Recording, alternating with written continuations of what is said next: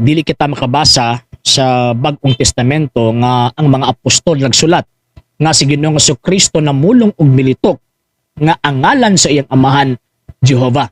Makabasa lang ta ana nga pulong Jehova sa Bagong Testamento kanang ilang biniltuldo nga hubad sa Biblia kanang the New World Translation, ilabi na kanang ilahang Greek interlinear yung katawanan pagyod kay ang Greek Kyrios ilang gitranslate gibutangan nila og Jehova nga ang tama nga translation is dili Jehova kung dili Ginoo sa Bisaya or sa English Lord.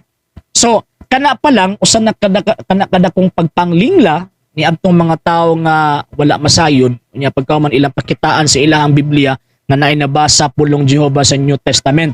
Pero ang tinuod is ang original gyud nga Greek is never ka makabasa og pulong Jehova sa New Testament. So kinsa man di ang amahan karon sa bakak o ang pagpanglingla, ang amahan sa bakak mo ang yawa.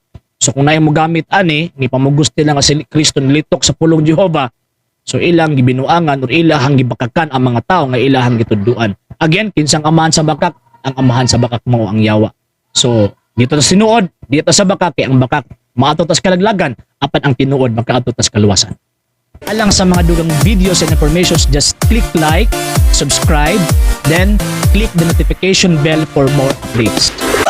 Bisan kinsa nga naay ang mga pangutana, klarifikasyon, isulat lang or isend lang ang inyong mga questions diha sa comment box kay para ato ang mabasa ug mapaningkamuto nato ang matagaan ug igong pagtubag subay sa gitudlo sa Iglesia Katolika sa kasaysayan ug sa Biblia.